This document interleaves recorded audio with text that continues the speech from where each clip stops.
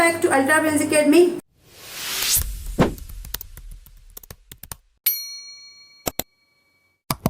Welcome back to Ultra Brains Academy.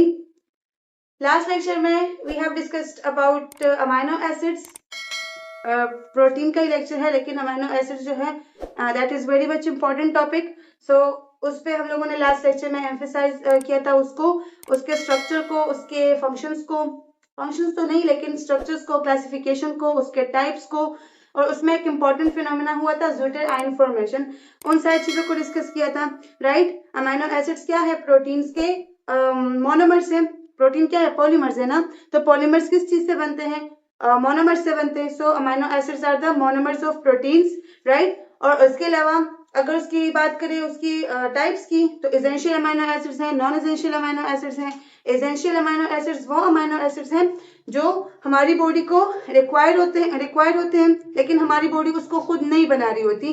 Right. Our body जो है उसको खुद नहीं बना रही होती, इसी वजह से उन्हें जो है हमें बाहर से एक्वायर करना होता है. मीट से, पल्सेस से, लेंटिकल से, मिल्क से, राइट. इन सारी चीजों से, वेजिटेबल्स से एक्वायर करना होता है. जबकि और they are basically 9 in number. लेकिन जो नॉन एसेंशियल अमीनो एसिड्स हैं they are names of not just because our body doesn't need that. हमारी बॉडी को जरूरत है उसकी, लेकिन हमारी बॉडी ऑलरेडी उसको बना रही है, तो इसी वजह से उसको नॉन एसेंशियल का नेम दिया गया है. राइट. यहाँ पे टर्मिनोलॉजी थोड़ी डिफरेंट यूज हुई है, लेकिन आप लोगों ने उसमें कंफ्यूज नहीं होना. इसमें जस्ट इतना डिफरेंस है कि नॉन एसेंशियल अमीनो एसिड्स जो है वो हमारी बॉडी खुद बनाती है, तो बाहर से लेने की जरूरत नहीं है. In case of that point it is not essential to take these amino acids from outside. Right. So इसी वजह से उसको नॉन एसेंशियल अमीनो एसिड्स कहते हैं. इसके अलावा हम लोगों ने ज्विटर आयन फॉर्मेशन एक इंपॉर्टेंट फिनोमेना है जिसमें एक बाइपोलर आयन बनता है, तो उसको हम लोगों ने डिस्कस किया था. डिटेल आपको उसी लेक्चर में मिलेगा जिसमें एक आइसो इलेक्ट्रिक पॉइंट आता है जहां पे एक ज्विटर आयन की फॉर्मेशन होती है. और वो जो ज्विटर आयन फॉर्मेशन है वो बहुत इंपॉर्टेंट होती है प्रोटीन को स्ट्रक्चरल स्टेबिलिटी देने के लिए. राइट. और उसके बाद हम लोगों ने पेप्टाइड बॉन्डिंग को अमीनो एसिड्स में डिस्कस किया था. Right. So today we will be discussing proteins. अब प्रोटीन्स क्या है? अमीनो एसिड से बने. तो अमीनो एसिड एक इंपॉर्टेंट टॉपिक है, उसको हम लोगों ने लास्ट लेक्चर में कवर किया. इस कवर में हमारा जो मेन एम्फेसिस होगा वो प्रोटीन पे होगा. So let's discuss protein.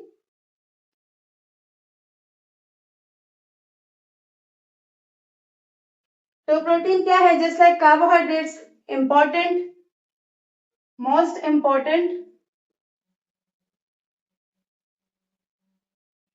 Organic, biomolecules हैं. मोस्ट इंपॉर्टेंट ऑर्गेनिक बायोमोलिक्यूल्स हैं. And again I am repeating कि वो 15% बॉडी का जो है ड्राई वेट बना रहे होते हैं. अब इसका क्या मतलब हमारी बॉडी में बहुत ज्यादा स्ट्रक्चर्स प्रेजेंट है. You all know, bones present है, ऑर्गन सिस्टम्स प्रेजेंट है, ऑर्गन्स प्रेजेंट है, और उन सब में वो पूरा जो हमारी बॉडी का वॉल्यूम बना रहे होते हैं, वेट बना रहे होते हैं. उन सब में 100 में से 15% जो है वो कौन बना रहा होता है? प्रोटीन बना रहा होता है.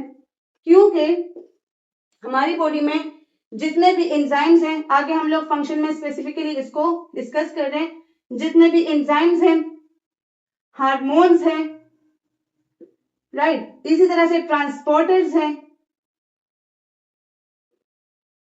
वो ट्रांसपोर्टर्स जो है वो कैरियर्स भी हो सकते हैं और वो न्यूरोट्रांसमीटर्स भी हो सकते हैं. राइट. इसी तरह से जो इम्यून सिस्टम इन्वेडर्स हम उसको कह सकते हैं, वो है. तो ये सारे क्या है? ये सारे प्रोटीन है नेचर में. ये सारे क्या है? प्रोटीन है नेचर में. सो इसी वजह से ये हमारी बॉडी इन सारी चीजों से बनी है ना, एंजाइम से बनी है, हार्मोन से बनी है. तो ये सारे प्रोटीन है नेचर में. इसी वजह से तकरीबन 15% जो है बॉडी का वेट कौन बना रहे होते हैं? प्रोटीन्स बना रहे होते हैं. क्लियर? ओके. इसके बाद अगर हम बात करें तो प्रोटीन की कंपोजिशन की अगर हम बात करें तो बना होता है कार्बन से, हाइड्रोजन से, ऑक्सीजन से एंड नाइट्रोजन से. और अगर आप लोगों ने लास्ट लेक्चर देखा हो तो हम लोगों ने अमीनो एसिड के स्ट्रक्चर को डिस्कस किया था, उसमें से आपको ये बात अब आपकी जो कॉन्सेप्ट होगी वो क्लियर होगी, राइट। इसमें प्रेजेंट होता है carbon, hydrogen, oxygen, nitrogen, sulphur भी प्रेजेंट होता है। The keratin that is present in our hairs is sulphur containing protein. Similarly आपको यहाँ पे मतलब ये लार्ज अमाउंट में होते हैं ये जो कंस्टिट्यूएंट्स है, और ट्रेस अमाउंट में जो प्रेजेंट होते हैं वो आयरन हो सकता है, आयोडीन हो सकता है, और इसी तरह से मैग्नीशियम मैग्नीशियम भी हो सकता है। सो ये जो तीनों एलिमेंट्स हैं ये ट्रेस अमाउंट में प्रेजेंट होते हैं किसी भी प्रोटीन में, और ये 4 जो है ये मेजरली प्रेजेंट होते हैं। सल्फर भी इतना ज्यादा नहीं होता, लेकिन majorly carbon, hydrogen, oxygen and nitrogen. अगर सिंपल से आपको मैं स्ट्रक्चर अमीनो एसिड का दिखाऊं तो उसमें क्या था, एक H ग्रुप था, R ग्रुप है, अमाइनो ग्रुप है और कार्बोक्सिल। तो यहाँ पे देखें नाइट्रोजन, हाइड्रोजन, कार्बन, ऑक्सीजन, ये 4। इवन अगर इसकी बात करो तो ये भी आपका क्या होगा, या CH3 होगा या CH3 CH2OH होगा। तो यहाँ पे आप लोग को ज्यादा कौन दिखाई दे रहे हैं, carbon, hydrogen, oxygen and nitrogen. तो ये था प्रोटीन का कंपोजिशन। तो प्रोटीन क्या है, एबंडेंट ऑर्गेनिक बायोमोलिक्यूल से 15% बॉडी का जो है ड्राई वेट बना रहे होते हैं, राइट। और इसके अलावा ये सारी चीजें अगर हम देखें तो इसी से क्या बना रहे होते हैं, ये बॉडी का ड्राई वेट बना रहे होते हैं। और अगर इसकी कंपोजिशन की बात करें so it is majorly made up of carbon, hydrogen, oxygen and nitrogen. कहीं पे आपको सल्फर भी दिखाई देगा if it is about the presence of protein in hairs, right. और लास्ट में जो ट्रेस अमाउंट की अगर हम बात करें तो आयरन, आयोडीन एंड मैग्नीशियम। जैसे कि अगर मैं आप लोग को आयरन का एग्जांपल दूं तो आयरन प्रेजेंट होता है हीमोग्लोबिन में। हीमोग्लोबिन के स्ट्रक्चर को हम लोग अभी कुछ देर में डिटेल में डिस्कस करने वाले। तो हीमोग्लोबिन में जो पेप्टाइड चेन्स होती है, पॉलीपेप्टाइड चेन्स, जो पॉलीपेप्टाइड चेन्स होती हैं वो पॉलीपेप्टाइड चेन्स किस चीज के जरिए अटैच होती हैं, आयरन के जरिए, राइट। तो आयरन भी आपको प्रोटीन के स्ट्रक्चर में मिलेगा। हीमोग्लोबिन क्या है, प्रोटीन इन नेचर है। सो ये था प्रोटीन का कंपोजिशन। होपफुली आप लोग को क्लियर हो चुका होगा। इसके बाद डिस्कस करते हैं टाइप्स ऑफ प्रोटीन्स। इसके बाद डिस्कस करते हैं टाइप्स ऑफ प्रोटीन्स, या यूं कह दे classification,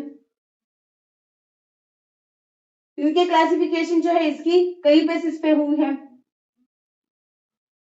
classification of proteins.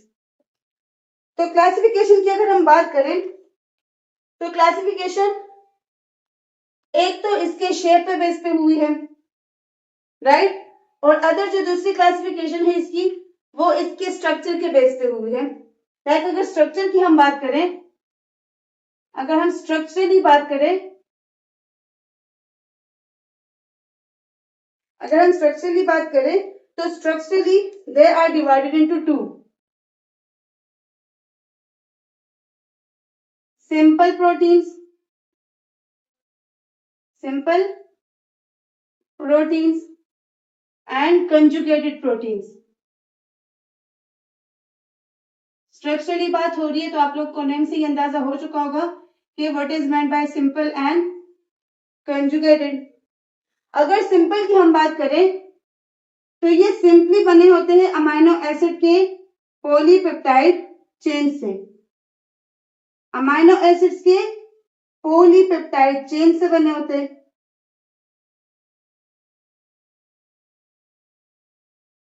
Clear. इसमें अगर एग्जांपल मैं आपको दूं तो जैसे कि ट्रिप्सिन हुआ, डाइजेशन में ट्रिप्सिन और पेप्सिन ये जो इन प्रोटीन से हेल्प करती है ना, एंजाइम्स हैं। इसी तरह से पेप्सिन हो गया, हमारे स्टमक में प्रेजेंट होता है पेप्सिन। इसी तरह से ट्रिप्सिन जो है वो इंटेस्टाइन में प्रेजेंट होता है। तो ये जो प्रोटीन्स हैं, these proteins are simple proteins, इनका स्ट्रक्चर काफी सिंपल होता है। ये सिंपल अमीनो एसिड्स के पॉलीपेप्टाइड चेन से बने होते हैं, right. But if you talk about conjugated proteins, तो कंजुगेटेड प्रोटीन्स में along with amino acids along with amino acids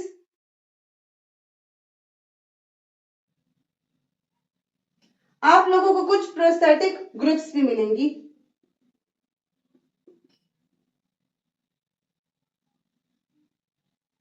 कुछ प्रोस्थेटिक ग्रुप्स भी मिलेगी। वो जो प्रोस्थेटिक ग्रुप्स हैं वो कार्बन भी हो, कार्बोहाइड्रेट भी हो सकता है, राइट, मतलब वो कार्ब्स भी हो सकते हैं, वो लिपिड्स भी हो सकते हैं।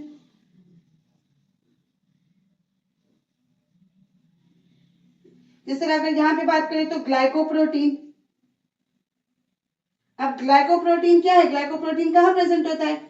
सेल मेम्ब्रेन्स में प्रेजेंट होता है। जो सेल के इर्द गिर्द एक कवरिंग है, आउटर मोस्ट बाउंड्री है, वहां पे क्या प्रेजेंट होता है? ग्लाइकोप्रोटीन्स, जो कि सेल सरफेस मार्कर के तौर पे या फिर रिसेप्टर्स के तौर पे काम कर रहे होते हैं। तो वो जो ग्लाइकोप्रोटीन्स है they are conjugated proteins. Similarly lipid की अगर हम बात करें तो लिपोप्रोटीन, जो कि स्ट्रक्चरली अबंडेंटली सेल मेम्ब्रेन्स में प्रेजेंट होते हैं। लिपोप्रोटीन्स जो है वो अबंडेंटली सेल मेम्ब्रेन्स में आपको दिखाई देंगे, वहां पे प्रेजेंट होते हैं। सिमिलरली अगर ये न्यूक्लिक एसिड्स के साथ बाइंड हो जाए देन न्यूक्लियोप्रोटीन्स, राइट। इसी तरह से अगर बाइंड हो जाए मेटल्स के साथ, ये अमीनो एसिड्स बाइंड हो जाए मेटल के साथ देन मेटालोप्रोटीन्स। तो डिपेंड करता है कि कौन सा मॉलिक्यूल जो है वो इसके साथ कंजुगेशन में है, राइट। डिपेंड करता है कि कौन सा मॉलिक्यूल जो है वो इसके साथ कंजुगेशन में है। तो ऐसे प्रोटीन्स को हम लोग फिर कंजुगेटेड प्रोटीन्स कहते हैं, राइट। तो सिंपल और कंजुगेटेड के बीच आपको जो डिफरेंस है वो क्लियर हुआ कि सिंपल और कंजुगेटेड प्रोटीन्स जो है वो क्या है? किसी ना किसी दूसरे मॉलिक्यूल, किसी ना दूसरे ग्रुप के साथ जो है वो आपको इन कंजुगेशन मिलेंगी। जैसे कि कार्ब्स के साथ तो ग्लाइकोप्रोटीन्स, लिपिड के साथ तो लिपोप्रोटीन्स, न्यूक्लिक एसिड्स के साथ तो न्यूक्लियोप्रोटीन्स और मेटालिक के साथ तो मेटल्स के साथ तो मेटालोप्रोटीन्स। तो कंजुगेटेड मॉलिक्यूल में अगर हम लोग एग्जांपल्स की बात करें तो जितने भी ग्लोबुलर प्रोटीन्स हैं, अब आप लोग कहेंगे कि मैम ग्लोबुलर प्रोटीन्स अब क्या है? तो आगे हम लोग on the basis of shape इसकी क्लासिफिकेशन कर रहे हैं, तब आपको फाइब्रस और ग्लोबुलर के बीच डिफरेंस समझ आ जाएगा। ग्लोबुलर बेसिकली उन प्रोटीन्स को कहते हैं जिनका स्ट्रक्चर स्फेरिकल होता है या फिर ग्लोबुलर होता है, ग्लोब की तरह होता है, राइट। तो जितने भी हमारे पास ग्लोबुलर प्रोटीन्स हैं वो सारे क्या है? कंजुगेटेड है। जैसे कि अगर ग्लोबुलर प्रोटीन में मैं आपको एग्जांपल्स दूं तो जितने भी एंजाइम्स हैं, राइट, या फिर जो हीमोग्लोबिन है, जो एंटीबॉडीज है, तो वो सारे क्या है? वो सारे कंजुगेटेड मॉलिक्यूल्स, कंजुगेटेड प्रोटीन्स हैं।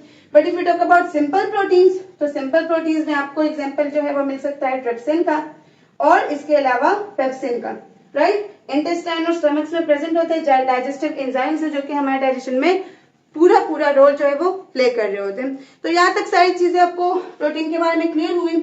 प्रोटीन्स क्या है? इंपॉर्टेंट अबंडेंट ऑर्गेनिक मॉलिक्यूल्स है, बायोमोलिक्यूल्स है। 15% ड्राई वेट बनाते हैं बॉडी का।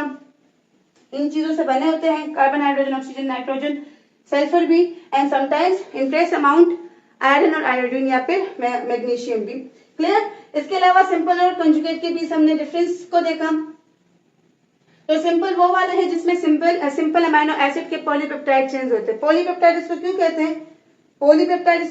क्योंकि बहुत ज्यादा अमीनो एसिड्स हैं, तो उसमें एक से या दो से ज्यादा पेप्टाइड चेन्स जो है वो प्रेजेंट होती है। पेप्टाइड बॉन्डिंग हम लोगों ने लास्ट लेक्चर में डिटेल में डिस्कस की है, वहां पे उसको मस्त देखें, राइट। तो पॉलीपेप्टाइड चेन्स को इसलिए बोलते हैं क्योंकि इसमें बहुत ज्यादा अमीनो एसिड के चेन्स जो है वो प्रेजेंट होते हैं। पॉलीपेप्टाइड, पॉली मीन्स के बहुत ज्यादा पेप्टाइड बॉन्डिंग उनमें प्रेजेंट होती है। तो उसमें आपको एग्जांपल कौन कौन से मिल सकते हैं? Trypsin and trypsin. और कंजुगेटेड में जितने भी ग्लोबुलर प्रोटीन्स है वो सब आपको कंजुगेटेड प्रोटीन्स में मिलेंगी। ग्लोबुलर प्रोटीन्स में आते हैं हमारे एंटीबॉडीज, एंजाइम्स, हार्मोन्स, इसके अलावा हीमोग्लोबिन इंपॉर्टेंट है, एंजाइम्स जितने हैं, तो ये सारे कंजुगेटेड प्रोटीन्स में आते हैं।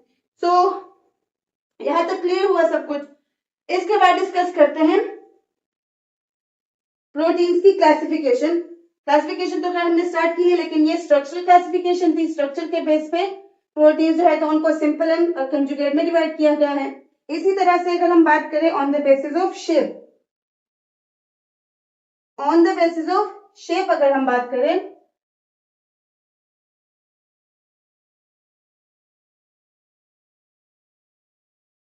On the basis of shape अगर हम बात करें, तो on the basis of shape still we have two types of proteins, fibrous proteins and globular protein.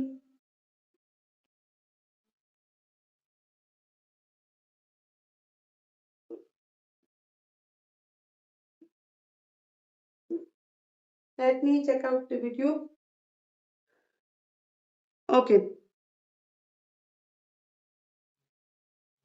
So fibrous और ग्लोबुलर प्रोटीन्स के बीच अगर हम डिफरेंस को देखें तो सबसे पहले अगर फाइब्रस, फाइब्रस का मतलब क्या है, ऐसे प्रोटीन्स जिन्होंने खुद को फाइबर्स के फॉर्म में अरेंज किया होता है, फाइबर्स या फिर शीट्स के फॉर्म में, राइट, शीट्स के फॉर्म में इन्होंने क्या किया होता है, खुद को लीनियरली अरेंज किया होता है, या फिर यू कहें linear arrangement of amino acid.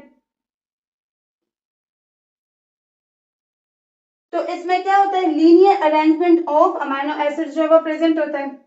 इसके अलावा अगर हम लोग स्ट्रक्चर की बात करें तो जो प्रोटीन्स हैं वो प्राइमरी स्ट्रक्चर भी बनाते हैं, again we are discussing in a while, primary structure भी बनाते हैं, सेकेंडरी स्ट्रक्चर भी बनाते हैं, tertiary and quaternary as well. So यहाँ पे अगर हम लोग फाइब्रस प्रोटीन्स के केस में बात करें तो ये बनाते हैं सेकेंडरी स्ट्रक्चर, मतलब सेकेंडरी स्ट्रक्चर वाले जितने भी प्रोटीन्स हैं, सेकेंडरी स्ट्रक्चर वाले जितने भी प्रोटीन्स हैं, they all are fibrous in nature, क्योंकि हमें पता है कि सेकेंडरी में क्या होता है, अल्फा हेलिक्स और बीटा प्लीटेड शीट्स प्रेजेंट होती हैं, बीटा प्लीटेड शीट्स प्रेजेंट होती है, राइट। तो जितने भी सेकेंडरी स्ट्रक्चर वाले प्रोटीन्स हैं, जितने भी सेकेंडरी स्ट्रक्चर बना रहे होते हैं, वो सारे प्रोटीन्स जो है वो क्या है, फाइब्रस है नेचर में, राइट। इसके अलावा अगर हम लोग बात करें इसकी, तो they can not be crystallised, they can not be crystallised, इनको आप लोग क्रिस्टल में कन्वर्ट नहीं कर सकते, राइट, इसको क्रिस्टल में कन्वर्ट नहीं कर सकते। इसके अलावा जितने भी फाइब्रस प्रोटीन्स है, तो फाइब्रस प्रोटीन्स का अगर हम देखें तो जितने भी स्ट्रक्चरल प्रोटीन्स है, जितने भी स्ट्रक्चरल प्रोटीन है, मतलब हमें पता है ना कि प्रोटीन्स जो है वो बहुत इंपॉर्टेंट फंक्शंस बॉडी में परफॉर्म कर रहे होते हैं, सेलुलर फंक्शंस परफॉर्म कर रहे होते हैं, स्ट्रक्चर भी प्रोवाइड कर रहे होते हैं, केमिकल एक्टिविटी को स्पीड अप भी कर रहे होते हैं, हमारे हार्मोन्स में जितनी एक्टिविटीज हो रही है तो उसको भी कंट्रोल कर रहे होते हैं, क्योंकि हमारे hormones mostly they are protein in nature, ठीक है। तो जितने भी स्ट्रक्चरल प्रोटीन्स है जो हमारे बॉडी के स्ट्रक्चर्स बना रहा होता है, जो हमारी बॉडी के स्ट्रक्चर्स बना रहा होता है, तो वो सारे स्ट्रक्चरल प्रोटीन्स जो है वो क्या है, फाइब्रियस इन नेचर है। जैसे कि मैं आप लोग को यहाँ पे चले एक एग्जांपल दूं स्ट्रक्चरल प्रोटीन का, जो हमारा साइटोस्केलेटन है, we all know that it is providing framework to the cell, skeleton होता है, साइटो का मतलब क्या है, सेल, सेल स्केलेटन है, तो साइटोस्केलेटन किस चीज से बना है, साइटोस्केलेटन बना है एक्टिन से, ट्यूबुलिन से, मायोसिन से, ट्रोपोमायोसिन, राइट। लाइक देखिए मोस्ट इंपॉर्टेंट इसको अगर हम कर भी दे रिमूव, तो actin and tubulin most important क्या है, प्रोटीन्स है जो कि साइटोस्केलेटन में प्रेजेंट होते हैं, तो वो सारे जो एक्टिन है या जो ट्यूबुलिन है वो क्या है, नेचर में फाइब्रस प्रोटीन्स है, राइट। तो जितने भी स्ट्रक्चरल प्रोटीन है, इंपॉर्टेंट पॉइंट है, इसको याद रखें कि जितने भी स्ट्रक्चरल प्रोटीन हमारी बॉडी में प्रेजेंट है, they all are fibrous proteins. इसके अलावा अगर हम बात करें तो ये जो फाइब्रस प्रोटीन्स है ना, they are water insoluble, they are water insoluble, water में इन्होंने सॉल्व नहीं होना, क्योंकि कॉमन सेंस की बात है, अगर ये वाटर सॉल्युबल होंगी तो फिर इन्होंने तो वाटर के साथ बह जाना है, इन्होंने तो फ्लो कर जाना है, लेकिन यहाँ पे तो ये हमारे स्ट्रक्चर्स बना रहे हैं, तो इसको फ्लो होने की परमिशन नहीं है, that's why they are water insoluble. तो फाइब्रस प्रोटीन जो है वो क्या है, जो फाइबर्स और शीट्स के फॉर्म में प्रेजेंट होती है। देखिए लीनियर अरेंजमेंट जो होती है अमीनो एसिड के इनमें प्रेजेंट होती है। सो अगर लीनियर अरेंजमेंट की बात करें या फाइबर्स और शीट की बात करें तो मतलब जितने भी सेकेंडरी स्ट्रक्चर बनाने वाले प्रोटीन्स हैं they all are in fibrous in nature, right. क्योंकि यहाँ पे अल्फा हेलिक्स और बीटा प्लीटेड शीट्स बनती है। जैसे कि अगर अल्फा की बात करें तो कुछ इस तरह, और बीटा प्लीटेड शीट्स जो है वो कुछ इस तरह से होती है, इस तरह से, राइट। अभी हम लोग इसको डिटेल में डिस्कस कर रहे हैं। इसके अलावा इसको जो है तो क्रिस्टलाइज भी नहीं किया जा सकता, राइट। और जितने भी स्ट्रक्चरल प्रोटीन्स है तो वो सारे स्ट्रक्चरल प्रोटीन्स जो है वो क्या है, वो नेचर में फाइब्रस प्रोटीन्स है, राइट। और इसके अलावा इसमें बहुत सारी पॉलीपेप्टाइड चेन्स है वो प्रेजेंट होगी।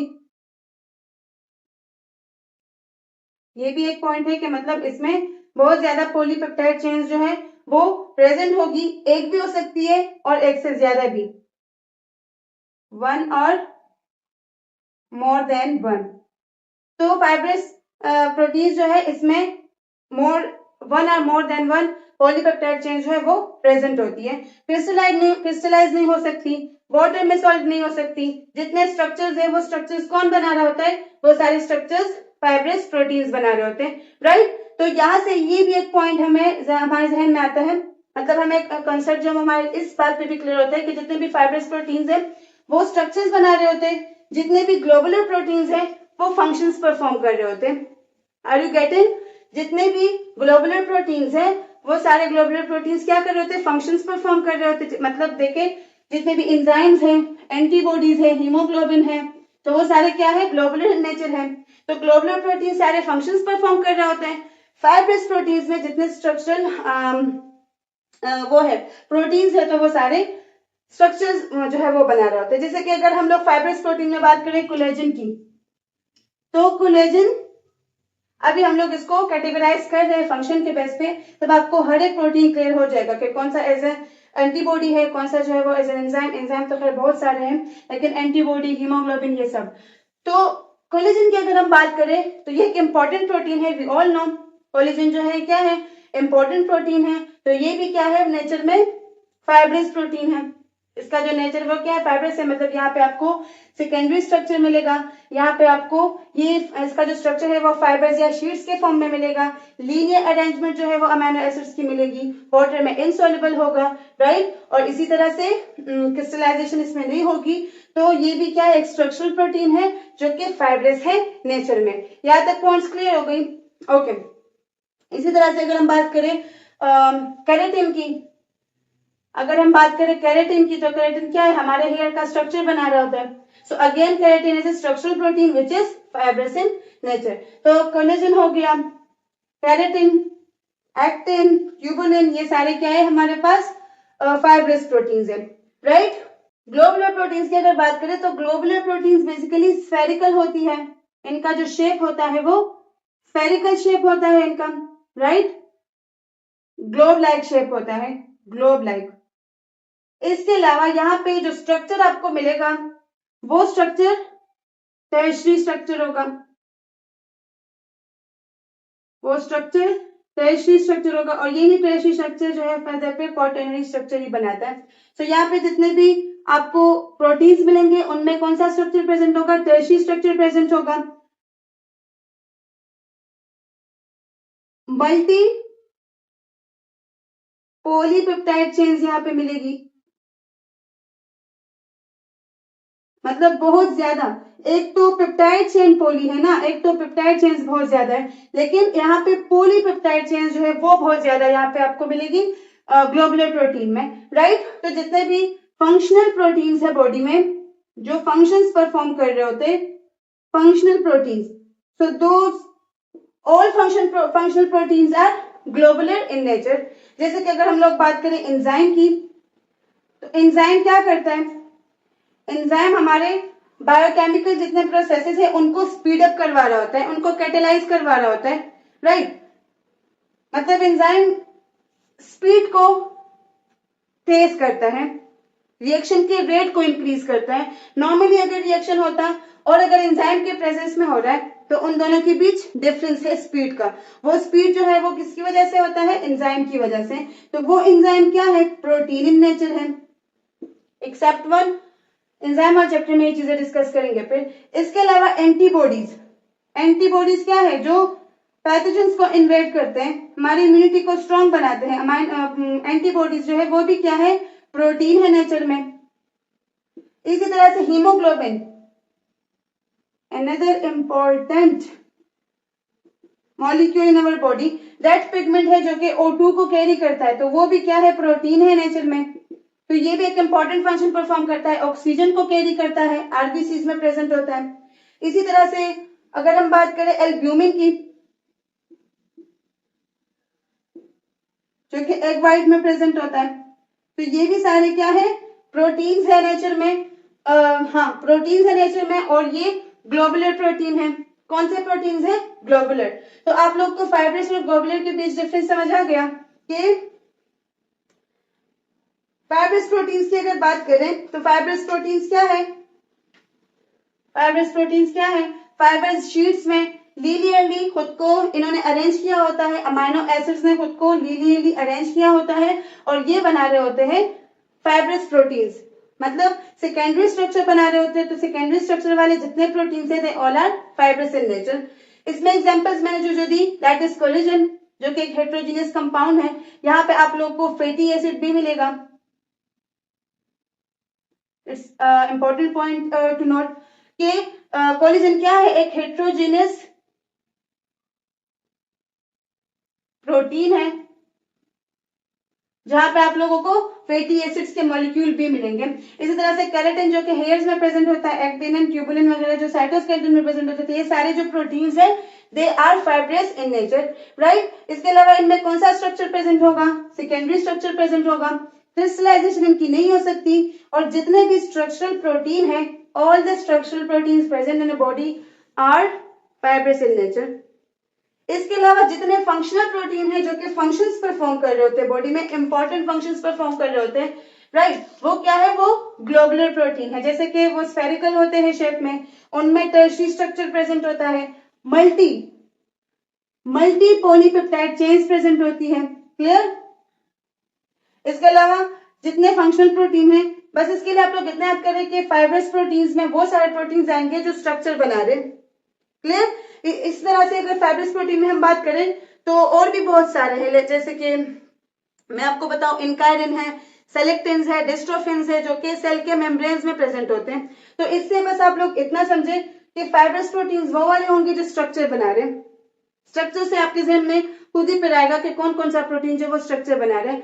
और ग्लोबुलर प्रोटीन से आप ये याद रखें कि जितने फंक्शनल प्रोटीन्स हैं, तो एंजाइम क्या है? वो स्ट्रक्चर तो नहीं बना रहे होते, वो क्या कर रहे होते हैं? फंक्शन परफॉर्म कर रहे होते हैं।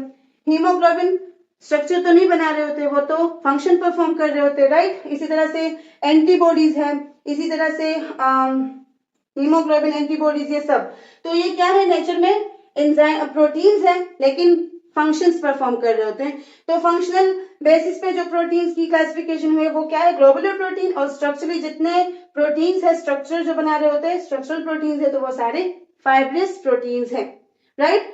इनके बीच बाकी डिफरेंस आपको क्लियर हो चुका होगा। फाइब्रस प्रोटीन जो है वो वाटर इनसॉल्युबल है, क्योंकि ऑब्वियस सी बात है स्ट्रक्चर्स बना रहे हैं। ग्लोबुलर प्रोटीन जो है वो वाटर सॉल्युबल है, राइट। और यहाँ पे सेकेंडरी स्ट्रक्चर प्रेजेंट होता है, यहाँ पे टर्शियरी स्ट्रक्चर प्रेजेंट होता है। यहाँ पे आप लोगों को 1 or more than 1 polypeptide chains मिलेगी। समझ रहे हो? यहाँ पे आप लोग को 1 or more than 1 polypeptide chain मिलेगी, जबकि यहाँ पे आप लोग को मल्टी पॉलीपेप्टाइड चेन्स मिलेगी। क्लियर? तो ये कुछ इंपॉर्टेंट डिफरेंसेस थे इनके बीच, हम लोगों ने इसको क्लियर कर दिया। तो ये था क्लासिफिकेशन स्ट्रक्चरली कि इनका स्ट्रक्चर कैसे होता है। तो कुछ सिंपल प्रोटीन्स होती है, राइट। इसी तरह से कुछ कंजुगेटेड प्रोटीन होती है जिनमें इन कंजुगेशन अदर मॉलिक्यूल्स भी प्रेजेंट होते हैं। और यहाँ पे हम लोगों ने इसकी शेप पे बेस पे इसकी क्लासिफिकेशन की। तो ये स्फेरिकल इन शेप होते हैं जो ग्लोबुलर प्रोटीन है, नेम से जाहिर है ग्लोब लाइक इनका शेप होता है। और ये जो है लीनियर शीट्स होती है या फिर फाइबर्स के फॉर्म में ये अरेंज हुए होते हैं। कौन? इनके अमाइनो एसिड्स, राइट। तो यहाँ तक सारी पॉइंट्स क्लियर हो गई। इसके बाद बात करते हैं प्रोटीन्स की स्टेबिलिटी की। प्रोटीन्स जो है इंपॉर्टेंट ऑर्गेनिक एबंडेंट बायोमोलिक्यूल्स हैं जिनका स्ट्रक्चरली स्टेबल होना बहुत ज्यादा इंपॉर्टेंट है, और उनका जो स्ट्रक्चरल स्टेबिलिटी होती है डिपेंड करती है कुछ फैक्टर्स पे। जैसे कि बात करें टेम्परेचर की, तो टेम्परेचर में ऐसा होता है कि अगर टेम्परेचर हाई हो जाए तो जो प्रोटीन्स होती है इनका स्ट्रक्चर डीनेचर हो जाता है। डीनेचर मीन खत्म, फिनिश। लेकिन अगर हम बात करें कोल्ड एनवायरनमेंट की, तो कोल्ड एनवायरनमेंट में ये होता है कि जो चीज होती है लाइक प्रोटीन ही हम इसकी बात करें तो वो इनएक्टिव हो जाती है। किसी भी चीज की अगर हम बात करें तो वो कोल्ड टेम्परेचर पे इनएक्टिव हो जाती है, राइट। जिस तरह से हम अगर रेफ्रिजरेटर में कोई चीज रखें तो वो खराब क्यों नहीं होती? क्योंकि अगर उसमें बैक्टीरियल इन्फ्लुएंस है भी तो वो उस कोल्डनेस की वजह से स्टॉप हो जाती है, इनएक्टिव हो जाते हैं वो। इसी वजह से जो ग्रोथ होती है वो स्टॉप हो जाती है, और वो जो हमने जो भी चीज रखी है वो खराब नहीं होती। इसी तरह का फिनोमेना क्रायो प्रिजर्वेशन में भी होता है, राइट। क्रायो प्रिजर्वेशन भी जब चीजों की जाती है तो वहां पे भी सेम यही फिनोमेना होता है कि वो जो भी चीज हम लोगों ने क्रायो प्रिजर्वेशन पे रखी है वो इनएक्टिव हो जाती है, राइट। तो अगर हम लोग बात करें हाई टेम्परेचर की, तो हाई टेम्परेचर पे जो प्रोटीन्स होती है उनका स्ट्रक्चर डीनेचर हो जाता है, उनका स्ट्रक्चर डीनेचर हो जाता है। और उसका सिंपल एग्जांपल आप लोग एग का ले लें। एग जब बॉइल्ड नहीं होता उससे पहले उसका स्ट्रक्चर एक जैसे होता है, और जब बॉइल्ड हो जाता है तब उसका स्ट्रक्चर दूसरे जैसे होता है, राइट। तो डीनेचर का मतलब क्या है कि वो अपनी जो जो फंक्शनल एबिलिटी है वो लॉस कर देता है। उसके बाद उस प्रोटीन का या उस एंजाइम का बॉडी में प्रेजेंट होना कोई फर्क उससे नहीं पड़ता अगर वो प्रेजेंट है या नहीं प्रेजेंट। लेकिन कोल्ड एनवायरनमेंट में ये हो जाता है कि कोल्ड एनवायरनमेंट में इनएक्टिव हो जाता है, और जब टेम्परेचर वापस नॉर्मलाइज हो जाए तब ये वापस अपने एक्टिव फॉर्म में आ जाता है। प्रोटीन्स जो है वो डीनेचर हो जाते हैं, और उस डीनेचरिंग की वजह से वो सही से अपना फंक्शन परफॉर्म नहीं कर रहे होते, और उस फंक्शन को जब वो सही से परफॉर्म नहीं कर रहे होते तो बॉडी में बहुत सारी डिजीजेस कॉज होती है। बॉडी का अपना इंटरनल टेम्परेचर जो है ऑप्टिमम टेम्परेचर है, उसी ऑप्टिमम टेम्परेचर पे हमारे बॉडी के जितने भी स्ट्रक्चर्स हैं वो काम कर रहे होते हैं। और इसी तरह से पीएच भी है। पीएच भी अगर हाई या लो हो जाए ना, मतलब अपने जो जितने भी एंजाइम्स हैं उनका अपना एक स्पेसिफिक पीएच है, क्लियर। जैसे कि अगर हम लोग बात करें पेप्सिन की, तो पेप्सिन का क्या है 2, उसका पीएच 2 है। इस तरह से ट्रिप्सिन का जो पीएच है दैट इज 7। अब अगेन यहाँ पे वो वाली बात आ रही है कि देयर इज कॉन्ट्रडिक्शन। हर एक बुक में जो इसका पीएच होता है वो डिफरेंट दिखाई होता है, तो आप लोग उसी को फॉलो करें जो आपके बुक में है। तो अब ट्रिप्सिन और पेप्सिन का अपना एक ऑप्टिमम पीएच है। अगर इनका पीएच इससे हाई हुआ तब ये अपने फंक्शन को परफॉर्म नहीं कर रहे होते, क्योंकि पेप्सिन पीएच के हाई होने से भी जो प्रोटीन्स हैं वो अपना 3D स्ट्रक्चर लॉस कर लेते हैं, राइट। उनमें प्रोटीनेशन जो है वो हाई हो जाती है तो वो अपना 3D स्ट्रक्चर लॉस कर लेते हैं, एंड देन वो अपना फंक्शन उसी तरह से परफॉर्म नहीं कर पाते, राइट। तो पीएच भी इंपॉर्टेंट होता है, ऑप्टिमम पीएच पे काम करना, और टेम्परेचर भी बहुत ज्यादा इंपॉर्टेंट होता है, क्लियर। तो यहाँ तक आपको सारी पॉइंट्स जो वो क्लियर हो गई। क्लासिफिकेशन हम लोगों ने डिस्कस की, कुछ इंट्रोडक्शन डिस्कस किया था, स्टेबिलिटी पे थोड़ी सी बात की।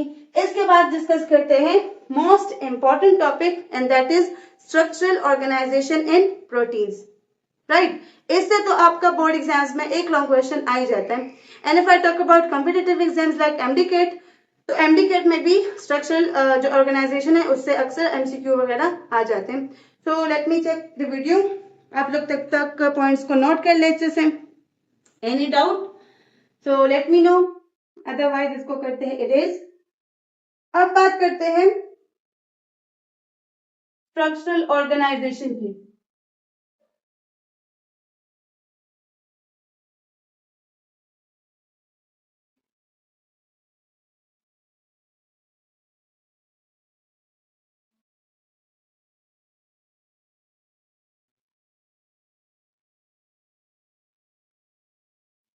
कि प्रोटीन जो है इनमें बेसिकली 4 स्ट्रक्चर्स बनती है।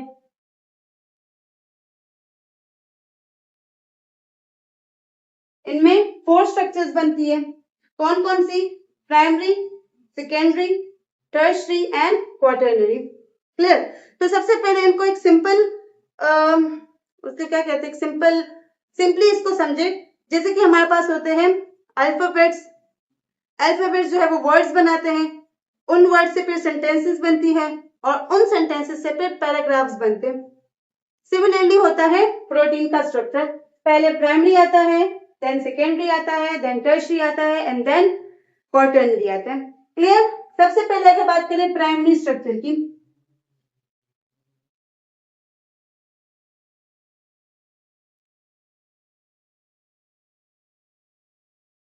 तो ये बनता है simple polypeptide chains of amino acid से।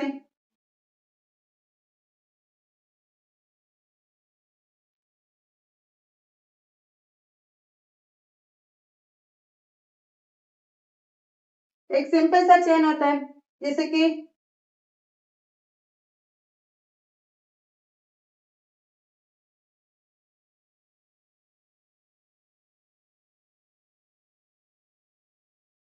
इस तरह सिंपल एक स्ट्रक्चर होगा, पॉलीपेप्टाइड चेन होगा किसका? अमीनो एसिड्स का। और इसमें ये यहाँ पे अगर देखें तो ये अमीनो एसिड का स्ट्रक्चर कुछ इस तरह से था।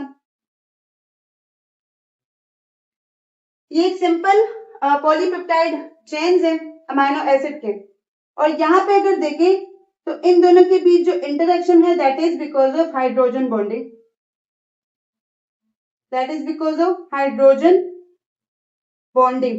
तो ये एक सिंपल पॉलीपेप्टाइड चेन से बना होता है जिसमें हाइड्रोजन बॉन्डिंग जो है वो प्रेजेंट होती है, राइट? इसी तरह से अगर हम बात करें सेकेंडरी स्ट्रक्चर की,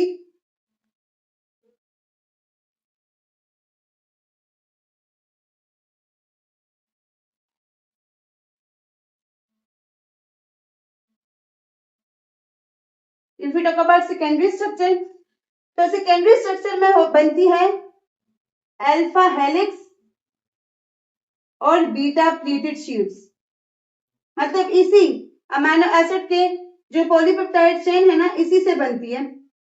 तो अल्फा हेलिक्स आपको कुछ यूं दिखाई देगी, हेलिकल स्ट्रक्चर है तो इस तरह का होगा, और शीट्स है तो वो इस तरह से होगा। क्लियर? जैसे कि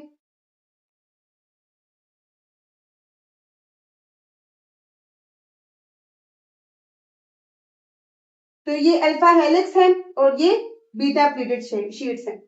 आप लोग प्रोटीन के स्ट्रक्चर को ऐसे समझ लें, जैसे कि अगर हम बात करें नूडल्स की, तो नूडल्स में जो स्ट्रक्चर्स होती है बिल्कुल वो तारे सी। तो एक जब आप लोग सिंगल उसको ले तो that is primary structure, right? जो कि बना होता है अमीनो एसिड से। उसी को जब आप ले और थोड़ी सी उसमें हेलिकल और बीटा प्लीटेड शीट्स बन जाए, कुछ प्लीटेड शीट्स बन जाए, तो उसको आप लोग सेकेंडरी कह सकते हैं। फिर उसी जो नूडल्स है उनमें से पूरा एक गुच्छा उठा के रखे 2-3 शीट्स का, पॉलीपेप्टाइड शीट्स होगी वो, तो वो फिर बनाता है टर्शियरी स्ट्रक्चर, राइट? मतलब जो टर्शियरी स्ट्रक्चर होगा तो उसमें फिर ये बीटा प्लीटेड शीट्स भी होंगी।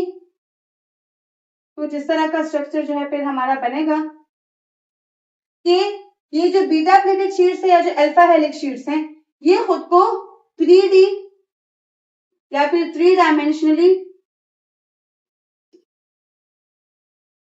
अरेंज कर लेंगे। ये खुद को 3 डायमेंशनली अरेंज कर लेंगे, तो तब हमारे पास बनेगा टर्शियरी स्ट्रक्चर। और लास्ट में बहुत ज्यादा पॉलीपेप्टाइड्स हैं, मतलब 2 और मोर देन 2 या फिर 4 क्वाटरनरी स्ट्रक्चर बनाएंगे।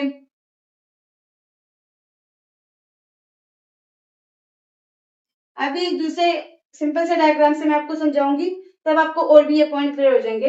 वैसे नूडल्स के एग्जांपल से आप देखें तो आपको और क्लियर अंडरस्टैंडिंग मिलेगी कि एक सिंगल जो होगा वो क्या होगा, polypeptide chain of amino acid, तो वो प्राइमरी स्ट्रक्चर होगा। जब उसमें से हम 2 उठाए ठीक है, एक इस तरह का हेलिकल है और कुछ इस तरह का स्ट्रक्चर बना रहे हैं, तो वो फिर सेकेंडरी होगा, उसमें अल्फा और बीटा प्लीटेड शीट्स दोनों होंगी।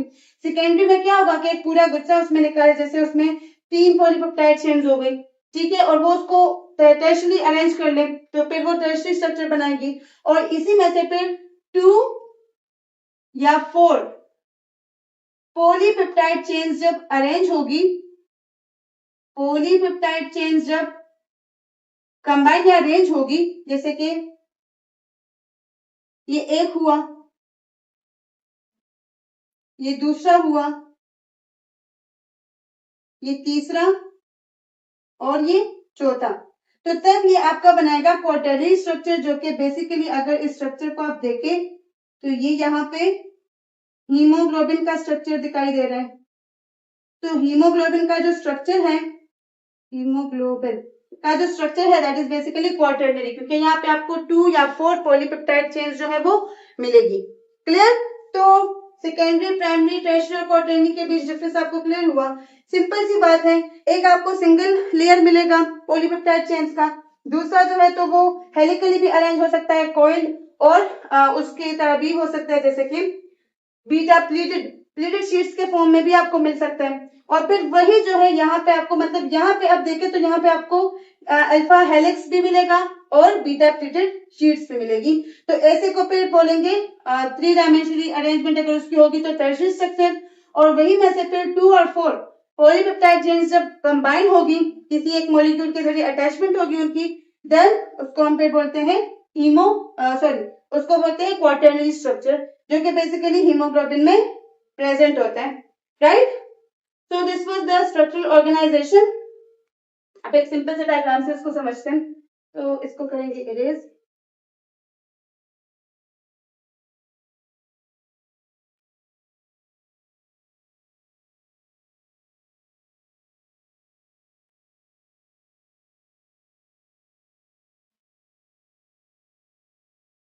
इसको जिन जिन फोर्स ने स्टेबलाइज किया होता है उसको भी समझते हैं कि इनके बीच कौन कौन से फोर्सेस प्रेजेंट होते हैं। अगर प्राइमरी में बात करें तो प्राइमरी में जैसे हाइड्रोजन और पेप्टाइड बॉन्डिंग प्रेजेंट होती है, अब पेप्टाइड बॉन्डिंग प्रेजेंट होती है, देन जो है ये बॉन्डिंग डिफरेंट उनमें कन्वर्ट होती है। अगर आप क्वार्टरनरी की बात करें तो क्वार्टरनरी में आपको 4-5 बॉन्डिंग्स मिलेगी, डिफरेंट मिलेगी, right, along with peptide bonding.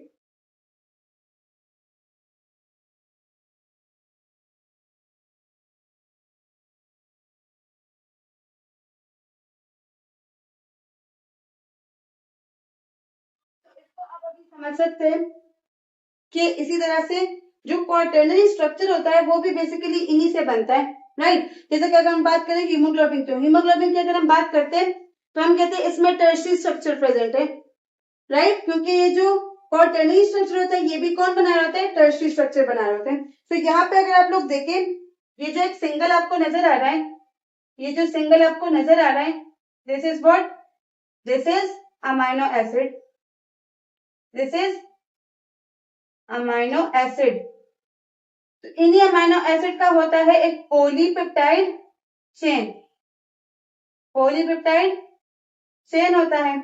और अगर हम लोग बात करें तो ये दोनों अरेंज होते हैं एक दूसरे के साथ, अटैच होते हैं हाइड्रोजन बॉन्डिंग के जरिए,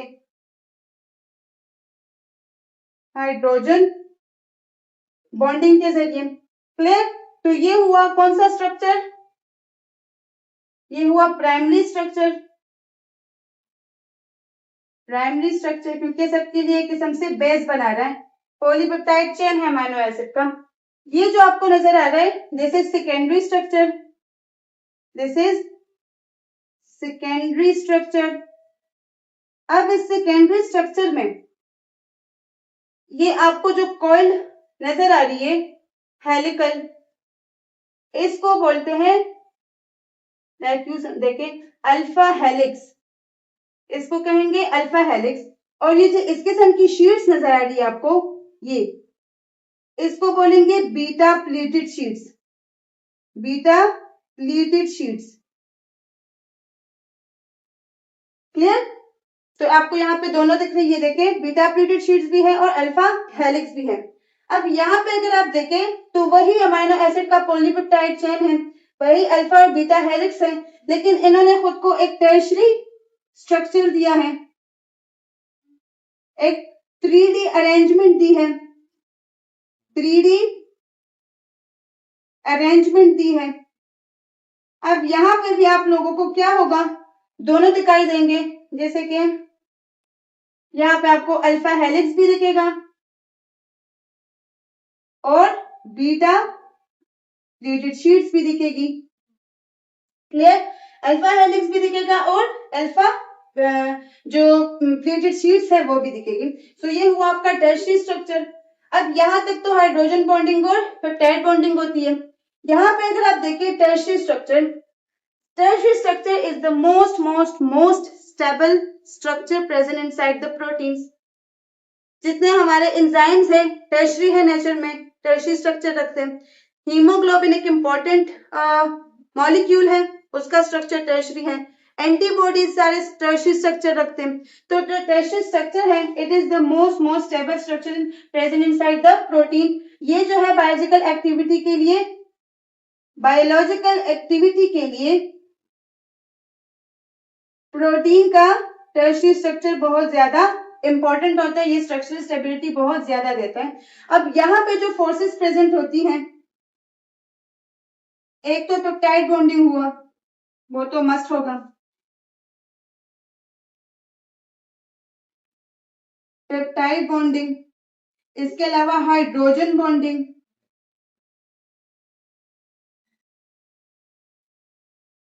इसके अलावा आपको यहाँ पे आयोनिक बॉन्ड्स भी दिखेंगे, कोवेलेंट बॉन्ड भी प्रेजेंट होते हैं, राइट। इसके अलावा यहाँ पे डाइसल्फाइड ब्रिज बनता है, सल्फर प्रेजेंट होता है, सो डाइसल्फाइड बॉन्ड भी प्रेजेंट होता है। हाइड्रोफोबिक इंटरेक्शंस भी प्रेजेंट होती है, हाइड्रोफोबिक इंटरेक्शन भी प्रेजेंट होती है, या फिर वंडरवॉल फोर्सेस जो है वो भी, जो वीक फोर्सेस हैं तो वो भी प्रेजेंट होती है।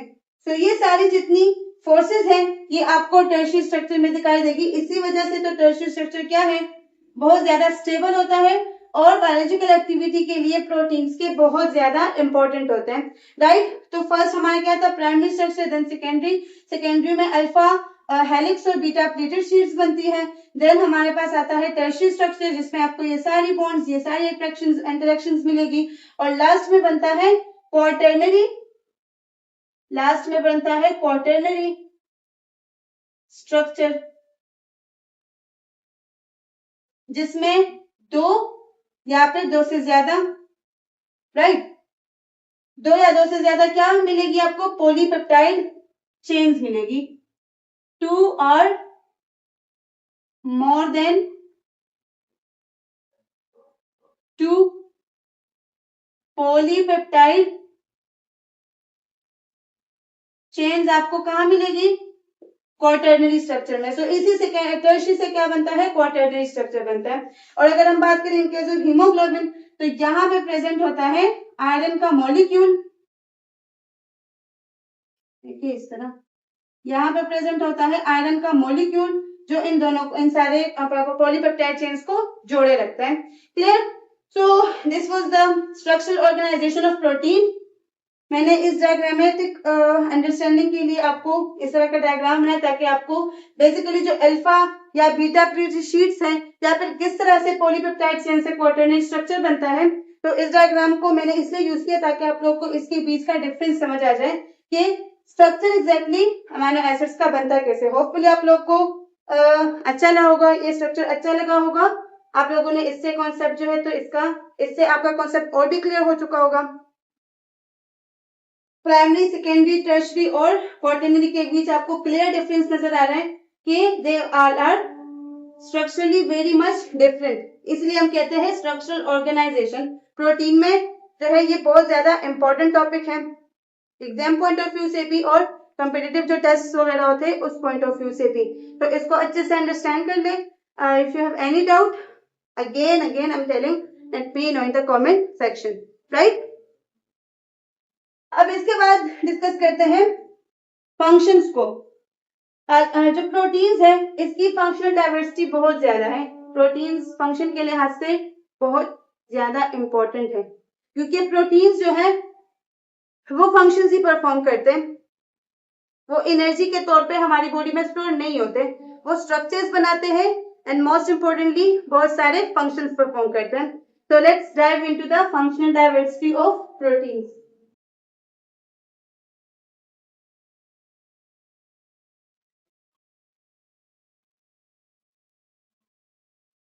प्रोटीन्स जो है बहुत अबंडेंट ऑर्गेनिक मॉलिक्यूल्स है, बॉडी के बहुत ज्यादा इंपॉर्टेंट मॉलिक्यूल्स है, बायो मॉलिक्यूल्स, और ये बहुत ज्यादा फंक्शंस परफॉर्म कर रहा होता है, राइट।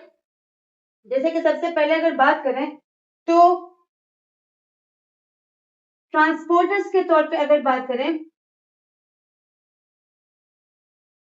तो प्रोटीन्स क्या है, हमारे बॉडी में बहुत सारे प्रोटीन ऐसे हैं जो कि ट्रांसपोर्टर इन नेचर है, जिसको हम कहते हैं कैरियर प्रोटीन्स, जिसको हम कैरियर प्रोटीन्स कहते हैं, कैरियर प्रोटीन। और उसमें आपको अगर मैं 2 मेन एग्जांपल्स दूं, सो वन इज हीमोग्लोबिन जो कि नॉर्मली प्रेजेंट होता है ब्लड में, and another one is myoglobin जो कि मसल सेल्स में प्रेजेंट होता है। ये क्या है, ऑक्सीजन कैरिंग पिगमेंट्स हैं, ऑक्सीजन को कैरी करते हैं आरबीसी में, हीमोग्लोबिन की अगर बात करें तो आरबीसी में प्रेजेंट होता है। और मायोग्लोबिन, मायो का वर्ड आता है मसल्स के लिए, तो ये मायोग्लोबिन जो प्रेजेंट होता है मसल्स में।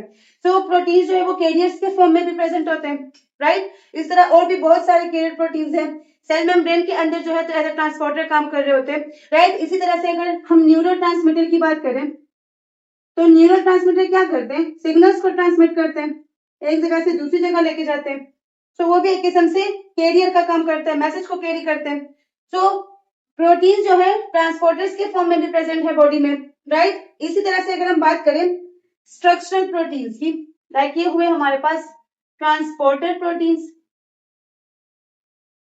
अगर हम बात करें स्ट्रक्चरल प्रोटीन्स की,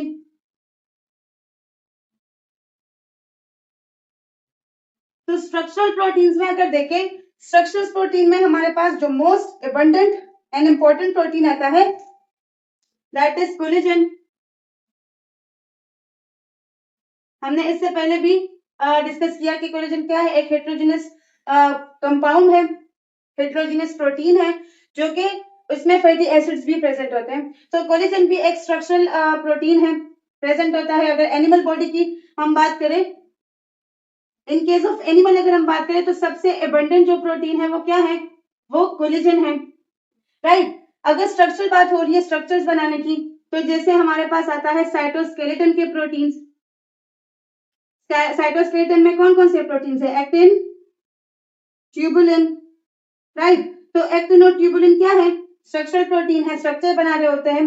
साइटोस्केलेटन का उसका साइटोस्केलेटन इंटरन स्ट्रक्चर बना रहा होता है सेल का, राइट। इसी तरह से अगर हम लोग बात करें केराटिन की, तो केराटिन प्रेजेंट होता है कहाँ पे, हमारे नेल्स में प्रेजेंट होता है, हेयर में प्रेजेंट होता है, फर में और एनिमल्स की, या फिर फेदर्स में। तो इसमें भी आपको केराटिन क्या है, स्ट्रक्चरल प्रोटीन है, स्ट्रक्चर बना रहा होता है, राइट। इसके अलावा कौन कौन से मैंने बताया आपको, एक्टिन, ट्यूबुलिन, केराटिन, कोलेजन, ये सारे क्या है, स्ट्रक्चरल इंपॉर्टेंट स्ट्रक्चरल प्रोटीन है। इसके अलावा अगर हम बात करें सेल मेम्ब्रेन में, तो सेल मेम्ब्रेन में जो इंटीग्रल प्रोटीन्स हैं या जो पेरिफेरल प्रोटीन्स है, तो वो भी क्या कर रहे होते हैं, पेरिफेरल, ये भी क्या कर रहे होते हैं, सेल मेम्ब्रेन को स्ट्रक्चर प्रोवाइड कर रहे होते हैं। तो ये भी स्ट्रक्चरल प्रोटीन में आता है। तो स्ट्रक्चरली भी प्रोटीन जो है वो बहुत ज्यादा इंपॉर्टेंट है, और ट्रांसपोर्टर प्रोटीन्स हैं जो कि एज ए कैरियर काम करते हैं, स्ट्रक्चरल जो कि स्ट्रक्चर बना रहे होते हैं, राइट। इसी तरह से इफ अनदर एग्जांपल अगर आपको मैं बताऊं तो enzymatic proteins, enzymatic proteins, we all know that all enzymes are protein in nature except one, okay। तो एंजाइम्स क्या करते हैं, एंजाइम्स में अगर आपको मैं एग्जांपल, एंजाइम्स क्या करते हैं, बायोलॉजिकल एक्टिविटी को स्पीड अप करते हैं। तो एंजाइम्स तो करोड़ों है हमारी बॉडी में, जैसे कि हम बात करें पेप्सिन की,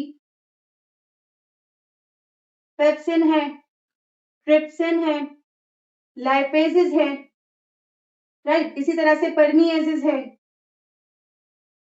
प्रोटीएजेस है, एमाइलेजेस है। ये बिल्कुल वो जो मेन एंजाइम है जो कि कार्बोहाइड्रेट की ब्रेक डाउन करते हैं, प्रोटीन्स की ब्रेक डाउन करते हैं, लिपिड की ब्रेक डाउन करते हैं, और ये जो है स्टमक में डाइजेशन में हेल्प करते हैं। तो जितने एंजाइम्स है वो भी सारे क्या है, प्रोटीन इन नेचर है, एंजाइमेटिक एक्टिविटी परफॉर्म कर रहे होते हैं। क्लियर? तो एंजाइमेटिक एक्टिविटीज भी करता है, एंजाइमेटिक प्रोटीन्स भी प्रेजेंट है नेचर में। इसी तरह से फर्दर अगर हम बात करें हार्मोन्स की, तो हार्मोनल प्रोटीन्स भी है, हार्मोनल प्रोटीन्स भी है। जितने अगर मैं आपको बताऊं,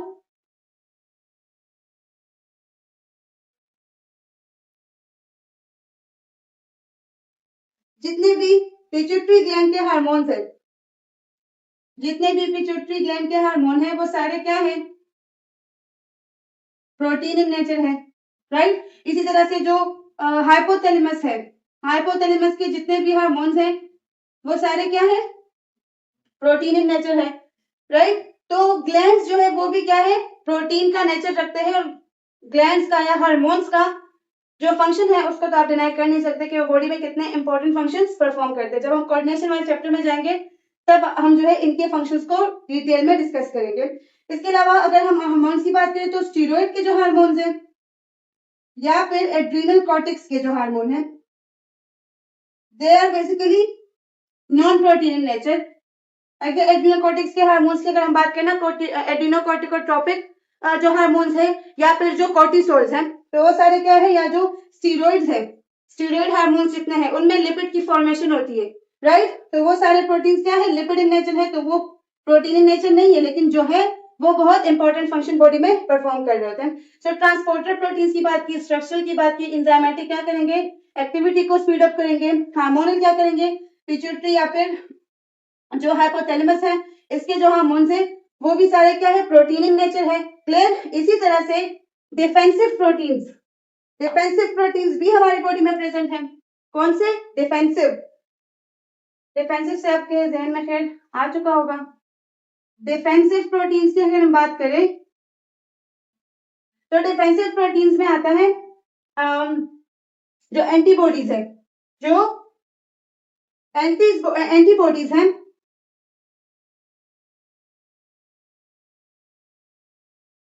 जो एंटीबॉडीज है, तो एंटीबॉडीज में प्रेजेंट होता है इम्यूनोग्लोबुलिन प्रोटीन, इम्यूनोग्लोबुलिन,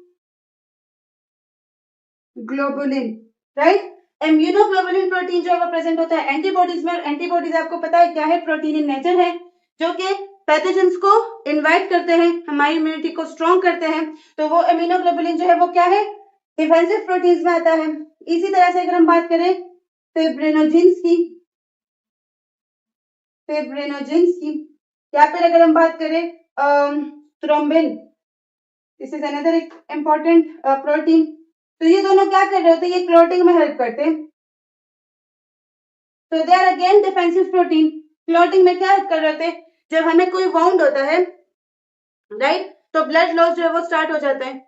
तो अगर एक बंदा हेल्दी है, उसके अंदर जो प्रोटीन्स की क्वांटिटी है दैट इज वेल इनफ, तो क्या होगा, जो फिब्रिनोजन है या जो थ्रोम्बिन वगैरह है वो आके जल्दी से ब्लड को क्लॉट करेंगे, एक बैरियर प्रोवाइड करेंगे जिससे फर्दर ब्लड लॉस जो है वो नहीं होगा, राइट। तो ये भी क्या है, डिफेंसिव प्रोटीन है, क्योंकि ये हमें डिफेंस दे रहा है, हमारे ब्लड को लॉस होने से बचा रहा है। तो फिब्रिनोजन एंड थ्रोम्बिन जो है वो क्या करते हैं, इसमें ब्लड क्लॉटिंग फैक्टर्स प्रेजेंट होते हैं, राइट। तो डिफेंसिव प्रोटीन में एंटीबॉडीज, इम्यूनोग्लोबुलिन जैसे फिब्रिनोजन और थ्रोम्बिन, तो ये आए हमारे पास किस कैटेगरी में, डिफेंसिव प्रोटीन की कैटेगरी में, राइट। तो ट्रांसपोर्टर में हम लोगों ने हीमोग्लोबिन मायोग्लोबिन की बात की। इसी तरह से इवन अगर बात करें इंसुलिन की, इंसुलिन क्या है, ब्लड ग्लूकोज लेवल को मेंटेन रखता है, अगर वो ज्यादा हो जाए तो उसको लोअर करता है। इंसुलिन भी क्या है, इंसुलिन भी प्रोटीन इन नेचर है। क्लियर? तो ये सारे हमारे पास प्रोटीन्स थे, transporter protein, structural protein, enzymatic proteins, hormonal proteins और डिफेंसिव प्रोटीन। होपफुली आपको इसका जो कॉन्सेप्ट है अच्छे से क्लियर हो चुका होगा। इनके बीच डिफरेंसेस आपको पता चल गई होंगी कि एंजाइमेटिक प्रोटीन्स में क्या क्या एग्जांपल्स आते हैं, हार्मोनल प्रोटीन्स में कौन से ग्लैंड्स के हार्मोन्स जो है वो प्रोटीन इन नेचर है, राइट। और इसी तरह से ट्रांसपोर्टर प्रोटीन्स और डिफेंसिव प्रोटीन्स। तो सबकी आपको होपफुली अच्छे से समझ आ गई होगी। यहीं पे अपने लेक्चर को खत्म करते हैं। आज हम लोगों ने क्या क्या सीखा? प्रोटीन के बारे में सीखा। प्रोटीन एबंडेंट मॉलिक्यूल्स है, बायोमॉलिक्यूल्स है, ये तो हम लोगों ने बिल्कुल रट लिया, इसको कभी नहीं भूलेंगे। और उसके बाद हमने स्ट्रक्चर के बेस पे इसकी क्लासिफिकेशन देखी, simple proteins and conjugated proteins. Simple proteins are those जिसमें फर्दर आपको कोई दूसरा ग्रुप नहीं मिलेगा, सिंपल अमाइनो एसिड्स के पॉलीपेप्टाइड चेन्स होगी। कंजुगेटेड में क्या होगा?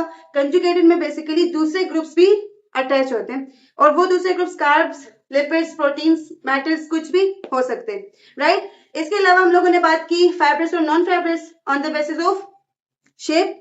तो फाइब्रस में क्या होगा? नेम से जाहिर है कि ये फाइबर्स या शीट्स के फॉर्म में लीनियर्स की अरेंजमेंट होगी, वाटर इनसॉल्युबल होगी, क्रिस्टलाइजेशन इसमें प्रेजेंट नहीं होगी, राइट। और जितने भी स्ट्रक्चरल प्रोटीन्स हैं, वो सारे स्ट्रक्चरल प्रोटीन्स क्या है? फाइब्रस इन नेचर है। और इसके अलावा हम लोगों ने अबंडेंट प्रोटीन की बात की, collagen in the case of animal body. Similarly in the case of plant body अगर हम बात करें तो that is Rubisco. Rubisco enzyme जो है वो प्लांट बॉडी के केस में एबंडेंट प्रोटीन है, और एनिमल्स के केस में कोलेजन है। तो जितने भी स्ट्रक्चरल प्रोटीन्स है they all are fibrous in nature. Similarly non fibrous या ग्लोबुलर प्रोटीन्स वो होते हैं जो स्फेरिकल इन शेप होते हैं, ग्लोब लाइक स्ट्रक्चर होता है उनका, मल्टी पॉलीपेप्टाइड चेन उनमें प्रेजेंट होगी, टर्शियरी उनमें स्ट्रक्चर प्रेजेंट होगा, क्रिस्टलाइजेशन भी उनकी हो सकती है, वाटर सॉल्युबल भी होते हैं। और जितने भी फंक्शनल प्रोटीन्स हैं, एंजाइम्स, एंटीबॉडीज, हीमोग्लोबिन, ये सब, तो they are globular in nature, right. उसके बाद हम लोगों ने स्ट्रक्चर को डिस्कस किया, primary, secondary, tertiary and quaternary. मैंने एक बहुत ही सिंपल डायग्राम से आपको समझाया, आपको होपफुली डायग्राम भी अच्छा लगा होगा और आपको समझ भी अच्छे से आ गई होगी। And in last we discuss the functional diversity. Functional diversity में हम लोगों ने डिफरेंट टाइप ऑफ कैटेगरीज के बेस पे प्रोटीन्स को डिस्कस किया, ना कि फंक्शंस के बेस पे। कैटेगरी में फिर उसके फर्दर फंक्शंस आएंगे, राइट। तो ट्रांसपोर्टर प्रोटीन्स क्या है? कैरियर प्रोटीन्स है। स्ट्रक्चरल प्रोटीन स्ट्रक्चर बनाएंगे, एंजाइमेटिक प्रोटीन बाय एक्टिविटी को स्पीड अप करेंगे, हार्मोनल प्रोटीन्स जो है तो सिंगल केमिकल मैसेंजर के तौर पे काम करेंगे, और डिफेंसिव प्रोटीन्स एंटीबॉडीज होंगी, या पे फिब्रिनोजन या थ्रोम्बिन होगी जो कि हमें डिफेंस प्रोवाइड करेगी। Clear? So this was all about protein. Hopefully you like the lecture. So पढ़ाई करते रहे, अपना बहुत सारा ख्याल रखिए, अपने माँ बाप का नाम रोशन कीजिए, और अल्ट्रा ब्रेन्स एकेडमी के साथ कनेक्ट रहिए। If you have any doubt, questions करते रहिए। Do like, subscribe and share this with your friends as well, so they can also get benefit, and thank you so much.